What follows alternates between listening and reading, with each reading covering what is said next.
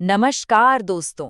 इस दुनिया में ना कई ऐसे रहस्य हैं जो सदियों से हमारे और आपके दिमाग को उलझाते रहे हैं। आज के इस खास विश्लेषण में हम एक ऐसी कहानी की गहराई में उतरने वाले हैं जो इतिहास के पन्नों से निकलकर सीधे सितारों तक जाती है। जी हाँ, आपने सही सुना। ये कहानी है मिस्र के सबसे मशहूर राजा की और उस रहस्य की जिसने एक वक्त पर पूरी दुनिया को खौफ में डाल दिया था। जरा इस खौफनाक चेतावनी पर गौर कीजिए। जो इस फेरो की शांति भंग करेगा, मौत उसे अपने पंखों पर उठाकर ले जाएगी। सुनकर रूंगटे खड़े हो जाते हैं ना। ऐसा कहा जाता है कि मिस्र की रेत के नीचे दबी एक कब्र के बाहर ठीक यही लिखा था।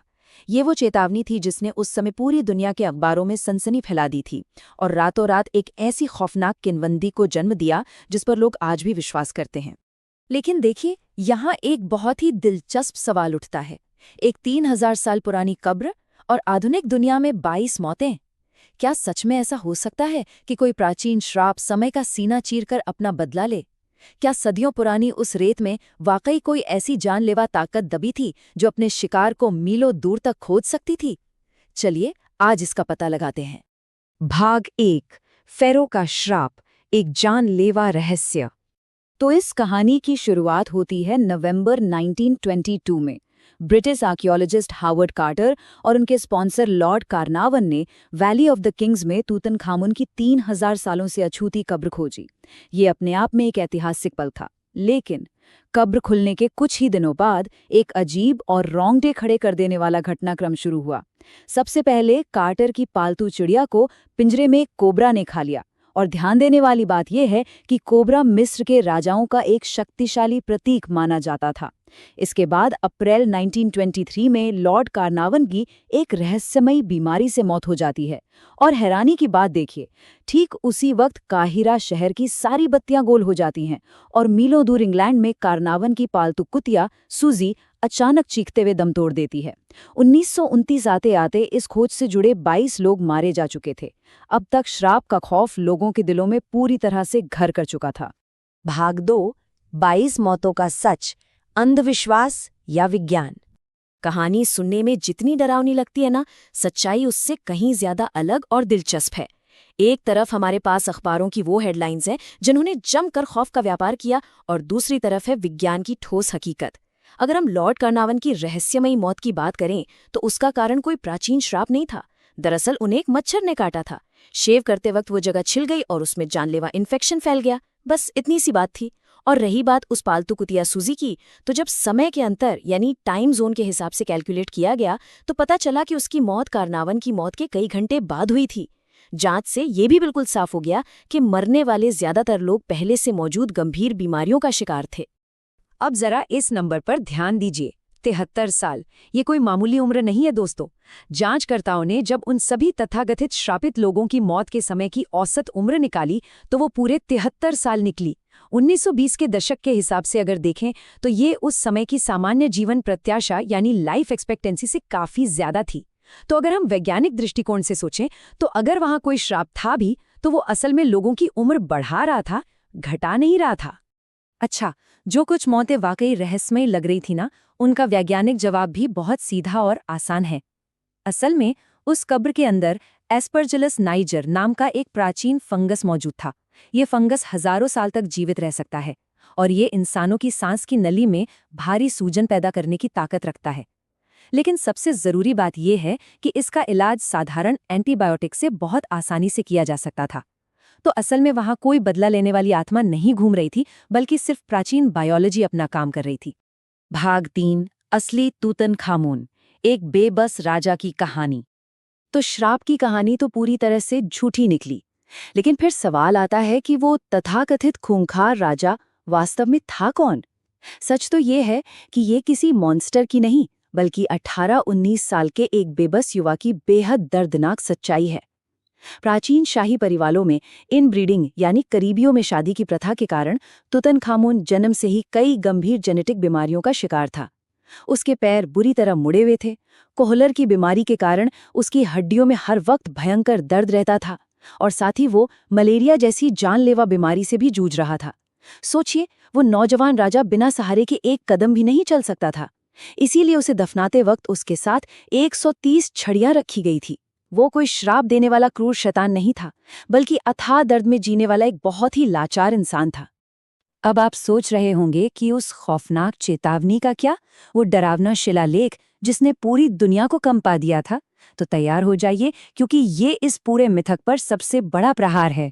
वो चेतावनी असल में कभी वहां थी ही नहीं।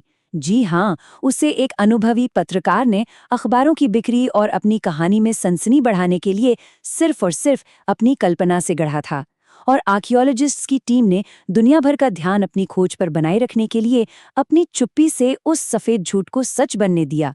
एक मनगढ़ंत कहानी देखते ही देखते इतिहास का सबसे मशहूर श्राप बन गई। भाग 4, रहस्यमयी पीला पत्थर, कब्र का सबसे बड़ा राज।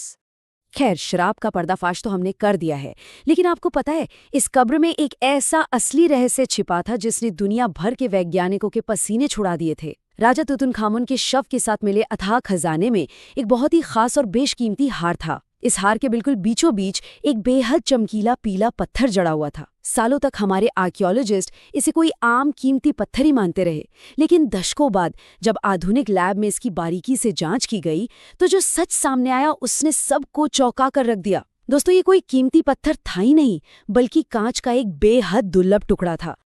अब ये कोई ऐसा वैसा साधारण कांच नहीं था। इस खास कांच के निर्माण के लिए 1800 डिग्री सेल्सियस के भयानक तापमान की आवश्यकता थी। आमतौर पर हमारी धरती पर प्राकृतिक कांच तब बनता है जब ज्वालामुखी का लावा अचानक से ठंडा होता है, लेकिन आपको जानकर हैरानी होगी कि ज्वालामुखी का धधकता हुआ लावा भी कभी इतना गर्म नहीं होता। इस रहस्यमयी पीले कांच को आकार लेने के लिए एक ऐसी भीषण ऊर्जा चाहिए थी जो पृथ्वी पर आमतौर पर पाई ही नहीं जाती। तो फिर सवाल ये है कि आखिर 3000 साल पहले प्राचीन मिस्र में इतनी अकल्पनीय गर्मी आई कहाँ से? भाग 5, अंतरिक्ष का तोहफा, एक ब्रह्मांडीय मोड़। और बस यहीं पर इस कहानी का वो ब्रह्मांडीय मोड़ आता है जो किसी को भी रोमांचित कर सकता है। इस कांच के निर्माण का जवाब असल में हमारी धरती पे था ही नहीं, ये था लिबियन डेजर्ट ग्लास, एक ऐसा अत्यंत दुर्लभ कांच जो आज से लगभग 3 करोड़ साल पहले बना था।